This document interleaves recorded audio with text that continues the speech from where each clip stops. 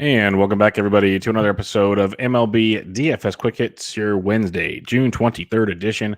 Hope everybody had a good Tuesday. Hope everybody played Freddie Peralta, as he was outstanding yet again. Hope everybody played the $2,000 Wander Franco. He had a monster game. The A's went bananas.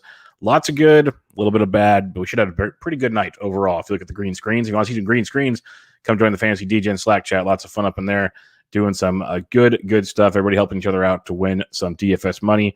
I'm on Twitter at BDintric. If you have any questions or want to get in there, just let me know. Also, if you like season-long fantasy baseball, the Benched with Bubba podcast dropped another one on Tuesday night, episode 380. Bubba and the Bat Flip 88 recap on the week in Fab. Check out the Always Pressing PGA DFS podcast for your PGA DFS interest as we preview the Travelers Championship this week, myself and DFS Golf Gods. Also, my written content at RotoBaller.com for your DFS Monday, Wednesday, Friday. The premium article. Join the RotoBaller Premium with promo code Bubba for a discount off the rest of the MLB season. Gets you season long and DFS all wrapped into one. So come check out all the good stuff there. But let's get at it.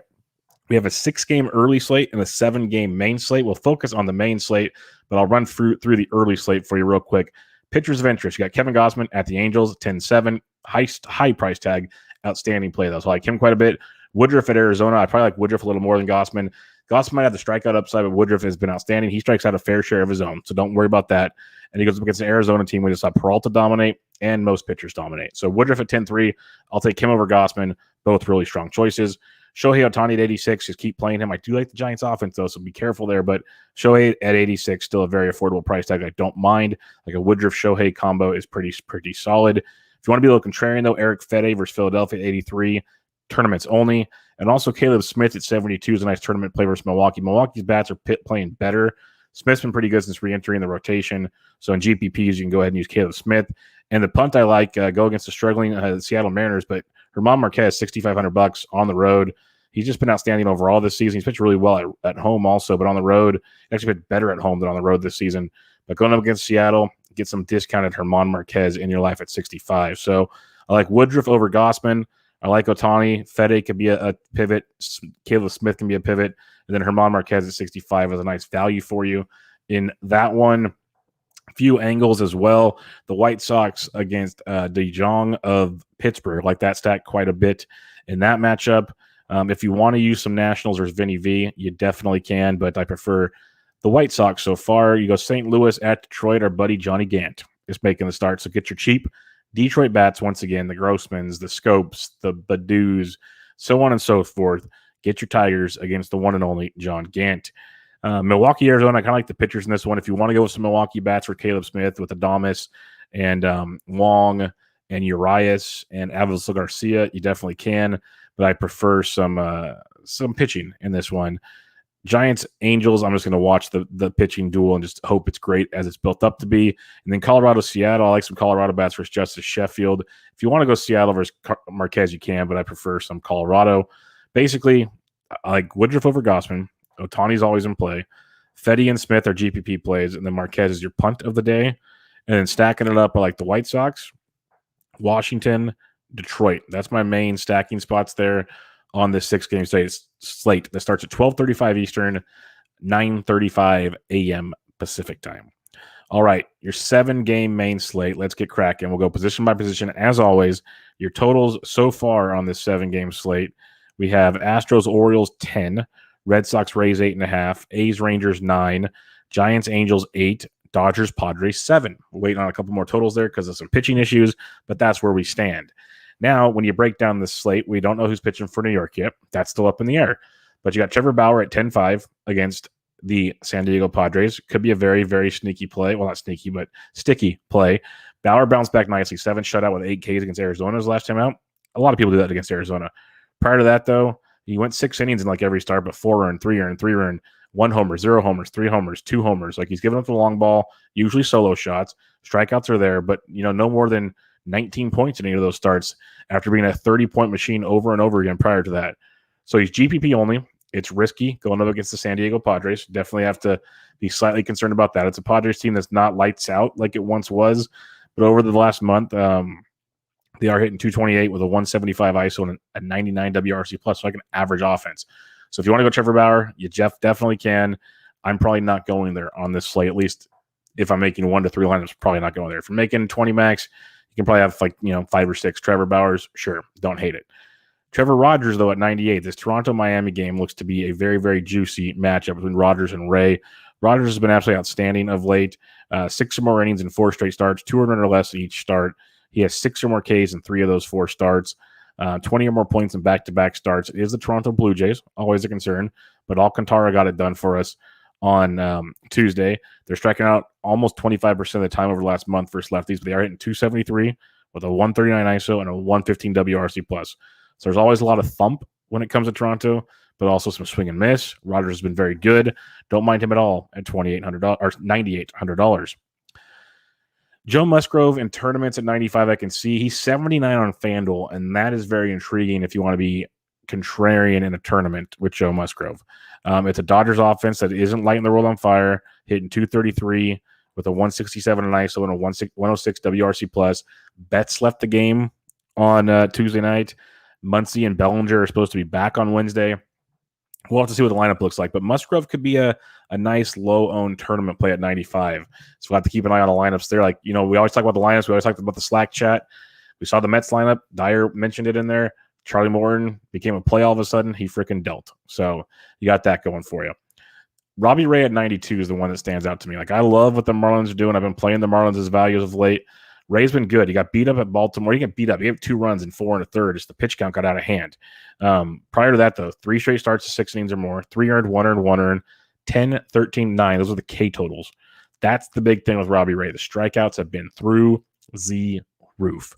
You got a Marlins team that's striking out nearly 29% of the time versus left-handed pitchers in the last month, hitting 223 with a .096 ISO and a 78 WRC+. The Marlins have been struggling. You have Duvall, you have Aguilar, you have Chisholm, you have some options, sure. But as a whole, they've been struggling a ton. You get Robbie Ray walking into town off of a bad start at $9,200. Like him a lot tonight. He's probably my top play over $9,000. Him and Taylor Rogers, I like quite a bit in that range. You can make arguments for Musgrove and Bauer. Don't argue that. But Ray at $9,200, my top play over $9K. Now, when you drop down, though, Danny Duffy's coming off the IL. Something to keep in mind. I don't like using guys off the IL. It is the Yankees. So I'm going to pass, but I'm rooting for Danny Duffy. I'm intrigued to see what he does there. But James Caprillion at $8,400 at the Texas Rangers. Sign me up. Back-to-back gems against the Yankees and the Royals. Pitched well in Colorado. Got beat up against Seattle of all teams in Seattle, but then pitched great home against Seattle, pitched great against the Angels. He's got 20 or more points in 4 of 6 starts this year. He's got a sub-3 ERA so far this season. He's $8,400 going up against the Texas Rangers, a Texas Rangers team striking out 24% of the time with a 220 average and an 81 WRC+ first right-handed pitcher in the last month. So give me some James Caprillion, one of my favorite plays, period, pitching-wise on the slate. Like Robbie Ray, Caprillion, love that combo a ton on this slate. Another guy like Caprillion I love, Jose Urquidy, $8,100. Comebacks from the IL. He's made 3 starts. First start, get your feet wet, 4 1/3, it was 6 runs, just figuring things out. Since then, though, at Minnesota, 7 innings, 4 hits, 3 earned, 8 Ks. White Sox, 7 innings, 4 hits, 2 earned, 5 Ks. Over 20 points in each start. It's the Urquidy we knew before he got hurt. Looks like he's finding that stroke. Now he gets the Baltimore Orioles, a team striking out 28% of the time versus right-handed pitching with a 219 average and an 89 WRC+ over the last month. Love Jose Urquidy. Like in reality, if you don't want to pay up for Robbie Ray or something, a Caprillion Urquidy 1-2 punch, big fan of that tonight. Big fan. So that's where I kind of stand there. After that, the value pitchers suck. I want nothing to do with the punts. So I'm paying up for like the Rogers Ray matchup. I like a lot. You can make arguments for Musgrove and DeGrom. I prefer Ray, Rogers, not DeGrom, Bauer. Ray, Rogers, Bauer, Musgrove is how I rank those 4. That's where I go. So Ray's my guy. And then you got Caprillion and Urquidy. If you don't even want to pay up Caprillion and Urquidy, I'm fine with going 1-2. Caprillion's my favorite pitcher. I'm going to have a lot of him tonight. If Texas goes off, so be it. That's where we stand on this slate. Let's check out the bats on this slate, though. And there's going to be a lot of offense because the pitching is not good. And all the cheap options are garbage, which means stack, home runs. Gary Sanchez is intriguing, but give me some Salvi Perez at 51 if I'm paying up that much. But in reality, we're all about Oakland again tonight, and Sean Murphy's only $4,000. So that is a phenomenal price tag, so you don't really need to pay up at the position in that one. Sean Murphy, $4,000. Really good spot there. If you want to save some more cash, you got Higashioka. He went deep on Tuesday. He's 3K versus Duffy. If he cracks the lineup, he was catching because Cole's on the mound. He might not be catching for you on Wednesday. You got Maldonado at 26, always a cheapie for the Astros as he goes up against Eshelman. That's a good price point. Maybe Reese McGuire gets a start for Toronto. He's 2K versus Rogers if you want to punt that. But Murphy at 4,000, like that a lot. First base position, you can always go Votito if you want. We don't know who's pitching for the Mets yet, but Atlanta should be very live because I'm guessing it's a bullpen game, or they're going to call some youngster up. So keep Atlanta on your radar. Freddie Freeman could be good at 59, but in reality, it's the A's. Matt Olson, $5,500, continues to crush baseballs. Really good spot there. Yuli Gurriel versus Eshelman at 48, I like, but Rake Cronenworth's homered in back-to-back games. He took Urias and Kershaw deep, 2 lefties, by the way. Gets Bauer tonight, who's been getting up the long ball. He's an interesting play for you at 46 hundo. Some cheaper options, though. Luke Voigt is back. He's only 4K versus Duffy. He went deep on Tuesday. I like that quite a bit of some value. If you are fading Robbie Ray, Jesus Aguilar at 39 is very, very strong. And if you're not using Matty Olson for some reason, Mitch Moreland at 37 is in play. But I prefer Luke Voigt in this little 4K range here. So he's in play. Bobby Dahlback's only 3,100 versus Rich Hill. Dahlback's hit over 300 in the last 2 weeks. Rich Hill's been very, very hot and cold. So Dahlback at 31 does bring a nice value to the option there as well. And other than that, you could go Ryan O'Hearn. I kind of joked about it, saying he's back. He's always a good GPP power play. He took Cole deep. That's what Cole does. Ryan O'Hearn is 2K versus King and Company. If you want to totally punt the position, pray it's 1 for 4 with 3 strikeouts and a homer. That's what Ryan O'Hearn does. So 2K punt, he's in play. Second base, you got Altuve in a great spot versus Eshelman. Houston is a smash spot yet again. So go with Altuve in that one. But Chris Taylor at 55, he had another decent night for you. Another double-digit fantasy night. He's a good spot there versus Musgrove. Whit Merrifield at 52 is a great spot versus King. The Royals could be kind of that contrarian low-owned stack. The only bummer, like I talk about, is King will go like 4 to 5 innings, and then it's a bullpen game, which is tough to stack against, especially the Yankees who have a good bullpen. So Whit Merrifield at 52 is a good play. He's been a double-digit machine, like we talk about in cash. The ability to steal bases goes a long, long ways, and Whit Merrifield does that at 5,200. Atlanta's going to be very intriguing once the pitching situation gets figured out. Ozzie Albies at 48. You can jump on that. Brandon Lau of Tampa Bay against Garrett Richards at 45. We love Lau versus versus right-handed pitching, so against Richards tonight at 45. You can go that direction. Tony Kemp still $3,300, hitting in early in that A's lineup, so he definitely checks the box for us at 33. You got Jeff McNeil. He's been back 2 games so far off the IL. He's gone 0 in both games. So I'm going to slow the roll on McNeil until I see him get comfortable back at the plate.